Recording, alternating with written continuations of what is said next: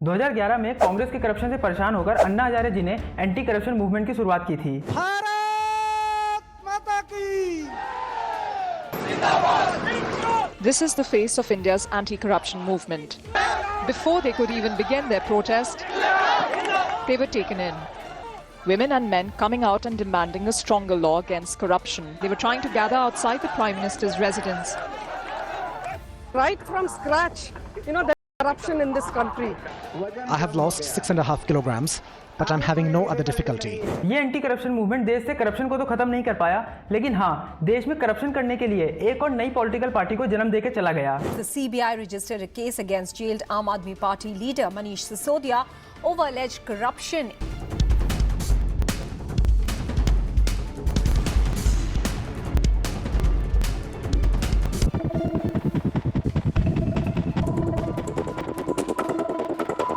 The win for the ED because the ED was very sure that they had a watertight case against Manish Sisodia, but कुछ भी बर्दाश्त कर सकते हैं हम लोग, लेकिन किसी भी हालत में भ्रष्टाचार बर्दाश्त नहीं कर सकते। आम आदमी पार्टी की शुरुआत देश में पॉलिटिक्स को चेंज करने के ऑब्जेक्टिव से हुई थी। करप्शन के खिलाफ इस पार्टी ने अपने शुरुआती दिनों में ऐसी मुहिम छेड़ रखी थी कि देख करके लगा था कि अब यही देश को चेंज करेंगे। दिल्ली के मुख्यमंत्री अरविंद केजरीवाल ने आज भ्रष्ट नेताओं की एक लिस्ट जारी की। इस लिस्ट में देश के कई बड़े नेताओं के नाम शामिल हैं। केजरीवाल ने जिन नेताओं को बेईमान कहा उसमें राहुल गांधी, पी चिदम्बरम, शरद पवार, सलमान खुर्शीद, नितिन गडकरी, मुलायम सिंह यादव और मायावती जैसे नेताओं के नाम शामिल हैं। तो अगर आपसे कोई रिश्वत मांगे कहीं पे, आप तुरंत उसकी रिकॉर्डिंग कर लो, टिंग कर लो, उसका ऑडियो रिकॉर्डिंग कर लो, वीडियो रिकॉर्डिंग कर लो, जो रिकॉर्डिंग हो सके वो रिकॉर्डिंग कर लो। वो रिकॉर्डिंग करके आप हमारे एंटी करप्शन डिपार्टमेंट में लाके सुना दो और एंटी करप्शन डिपार्टमेंट आपके साथ मिलकर ट्रैप प्ले करेगा और उस ऑफिसर को गिरफ्तार करेगा।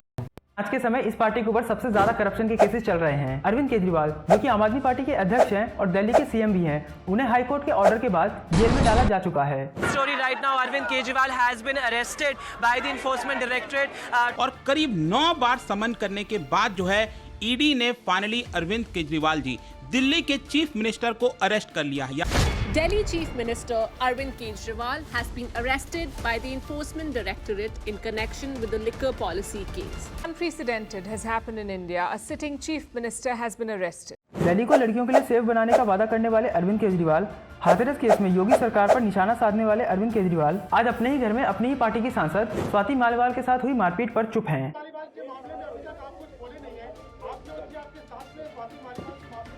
उससे ज़्यादा जरूरी और चीज़ें भी हैं, कागज हम निकालिए।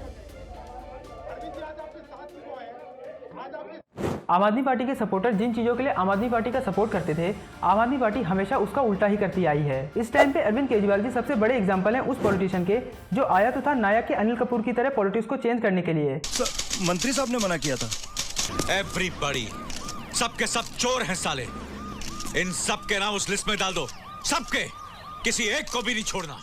लेकिन बन के रह गए वास्तव के बबन राव कदम की तरह। गिनोगे नहीं? आज तक गिना है क्या? एक पेटी ज्यादा लाया हूँ क्योंकि जबान तोड़ने वाला हूँ। अरे क्या करो सुलेमान, उसे तो जिंदा नहीं रख सकता ना।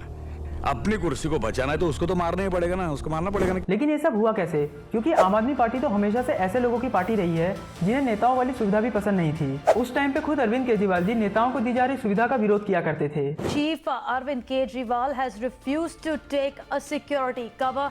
That's the breaking news coming in at this point of time that Arvind Kejriwal has refused to take a security. लेकिन आज के समय पे अरविंद केजरीवाल जी अपने लाइफस्टाइल पर बहुत बड़े लेवल पर खर्च करते हैं। जैसे आप इस आर्टिकल को पढ़ेंगे तो आपको पता लगेगा कि दिल्ली गवर्नमेंट के द्वारा 2020 से 22 के बीच में दिल्ली सीएम के ऑफिशियल रेजिडेंट पर 44.78 करोड़ रुपए खर्च किए गए हैं। सीएम के हाउस एंड ऑफिस में कई चेंजेस किए गए थे, जिसमें 11.3 करोड़ लगाए गए थे इंटीरियर डेकोरेशन में, 6 करोड़ लगाए गए थे मार्बल पर जो कि इंपोर्ट किए गए थे वियतनाम से, 1 करोड़ इंटीरियर डिजाइनिंग में, 5.43 करोड़ खर्च किए गए थे electrical automatic smart lighting and fire fighting system पर और 1.1 करोड़ खर्च किए गए थे किचन अप्लायंसेस पर। एक समय था जब आम आदमी पार्टी बीजेपी और कांग्रेस दोनों को करप्ट बताया करती थी, लेकिन आज के समय बीजेपी और कांग्रेस के द्वारा आम आदमी पार्टी के ऊपर कई करप्शन के एलिगेशन लगाए गए हैं। आम आदमी पार्टी के ऊपर सबसे पहले एलिगेशन लगाए गए थे मोहल्ला क्लिनिक के fake delegation and pathology test पर। मोहल्ला क्लिनिक लॉन्च किए गए थे आम आदमी पार्टी के द्वारा, जो कि दिल्ली की जनता तक हेल्थ सर्विस प्रोवाइड करने का आसान तरीका थे। इन मोहल्ला क्लिनिक्स के रिकॉर्ड को चेक करने के बाद पता लगा था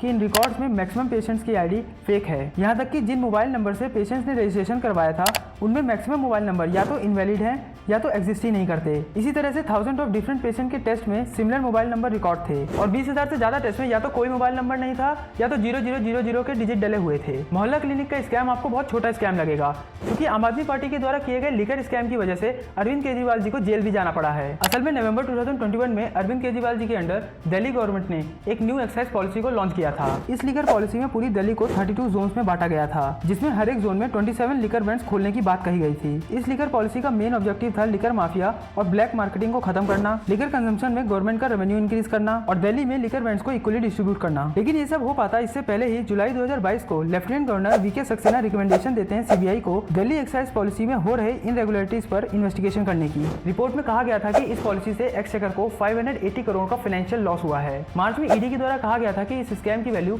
292 करोड़ से ज्यादा हो सकती है। भारतीय राष्ट्रीय समिति की लीडर के कविता को अरेस्ट किया गया था 100 करोड़ रुपए आम आदमी पार्टी को देने के लिए। ईडी का मानना था कि इस पॉलिसी को इंटेंशनली लूप होल्स के साथ डिजाइन किया गया है आम आदमी पार्टी को फेवर करने के लिए। इस स्कैम में आम आदमी पार्टी के लीडर्स के ऊपर ये भी आरोप लगे थे कि उन्होंने दिल्ली के बड़े लिकर बिजनेसेस को डिस्काउंट देने के लिए किकबैक भी ली थी। इन्हीं सब आरोपों के बाद ही अरविंद केजरीवाल जी जेल भी गए थे। अरविंद केजरीवाल जी के अरेस्ट होने से पहले ईडी अरविंद केजरीवाल जी को 8 समन भेज चुकी थी इन्वेस्टिगेशन में कॉपरेशन करने के लिए, लेकिन ईडी के 8 समन अरविंद केजरीवाल जी रिजेक्ट कर देते हैं, जिसके बाद हाईकोर्ट ऑर्डर देते हैं अरविंद केजरीवाल जी को अरेस्ट करने का। अरविंद केजरीवाल जी जेल से बाहर आई थे कि उनके ऊपर उन्हीं की एमपी के द्वारा मारपीट के एलिगेशंस लगाए जाते हैं। अरविंद केजरीवाल ने दिल्ली के वोटर से दिल्ली को महिलाओं के लिए सेफ बनाने का वादा किया था। आपको याद ही होगा जब यूपी में हाथरस केस हुआ था तब आम आदमी पार्टी का क्या स्टैंड था। पार्टियों को मिलकर, सारे देश को मिलकर ऐसी व्यवस्था करनी पड़ेगी अपने देश के अंदर कि बहु बेटियां सुरक्षित हो सके।